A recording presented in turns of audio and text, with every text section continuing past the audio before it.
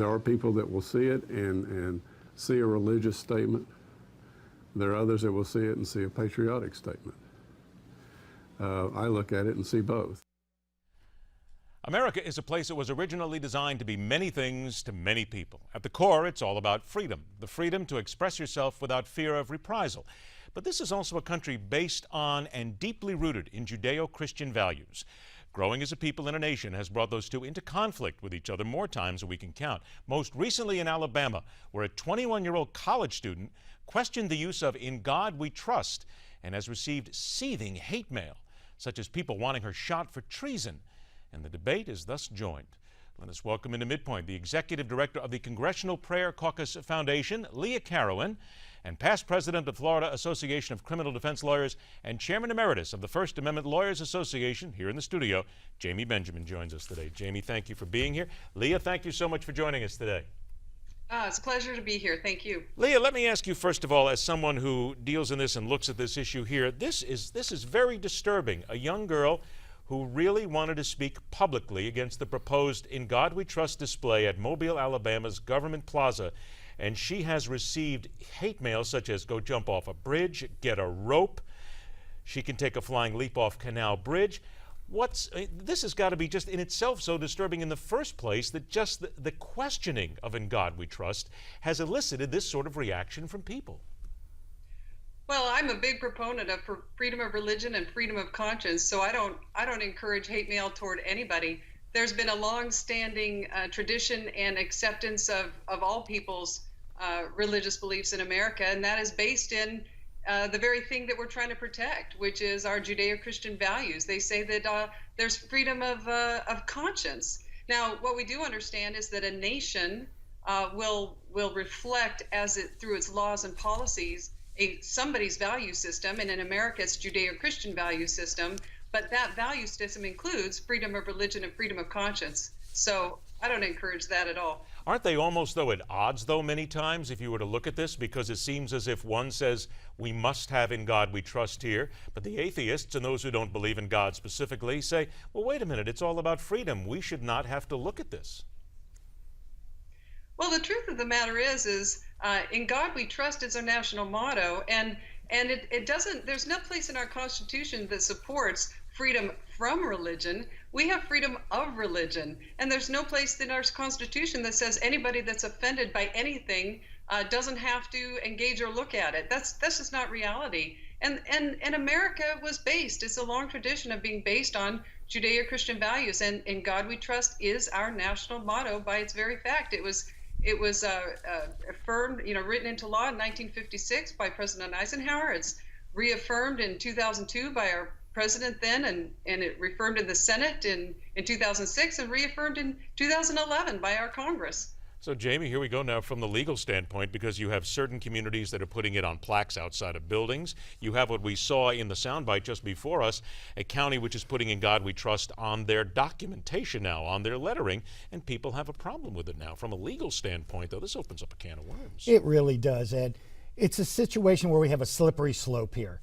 We have a situation where the First Amendment to the Constitution of the United States of America talks about freedoms, freedom of speech, freedom of religion.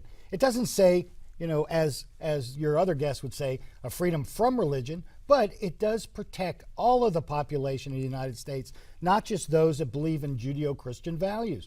Obviously, it offended at least one person who made a stink about it in Alabama. There are many folks that are citizens of the United States that it offends because they don't believe in that particular motto. The motto wasn't part of the United States until 1957, and if you look at the history, it's a knee-jerk reaction against the then Cold War and the Soviet Union, which used a motto of atheism as part of their culture. So we had a knee-jerk reaction against that to make it against the Soviet Union at the time. So it's almost like a Cold War political knee-jerk reaction for where it became part of our motto to begin with. But as a country of laws, even if you have one person that complains about it, does not the law then say that you have to address that one person because the way the laws are written? I don't think it goes quite that far. If you do that, then we can never say anything, and that's the other well, we're almost getting First to that Amendment. Point anymore. And it shouldn't be that way. It should be tolerance on all sides for everything.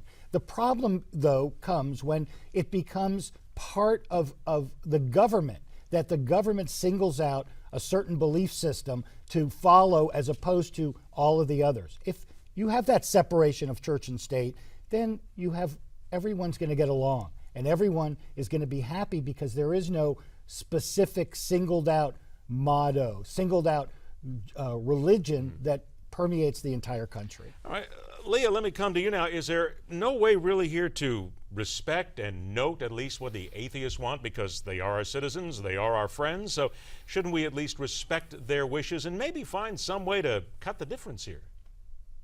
Well, again, the nation was reflected and founded on Judeo-Christian values. It's reflected in all of our founding principles, in our policies and laws from this inception.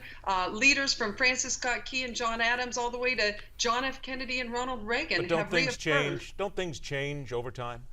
But even now, like I said, in 2002, our president reaffirmed that it was appropriate. In 2006, our Senate, 2011, nothing has changed that much. We are still a nation. Every nation reflects somebody's values, and this nation reflects Judeo-Christian values in its laws and policies. It has for centuries. And so to say that because a few people are offended by in God we trust or by the word God is just not an appropriate constitutional reason to change everything and to erase God from our history, erase God from our culture, from our conversation. I don't think anybody in America believes that just because a few people are offended, we should change every law and public policy. All right, Jamie, I'm going to give you the last word, 20 seconds. You know, until Francis Scott Key wrote "In God We Trust" as part of the Star-Spangled Banner, it didn't exist in America. And it was just a phrase from a song. And now it's become where there are not just a few people. I think that's the issue. That's where we have to say no. We have to conclude this, but unfortunately we have to do this again sometime because you just opened up another can that we have to get into. Pleasure. Jamie Benjamin, it is always a pleasure. Lea Carawan, thank you so much for joining us. We will do this again soon. Thank you. It's a pleasure. All right, coming up next hour right here on MidPoint, the rush to cure Ebola, the rise of domestic terrorism that cannot be discounted, and the banning of cookies. But up next, nothing but laughs from a man who gave us that and so much more over the years, right here on MidPoint.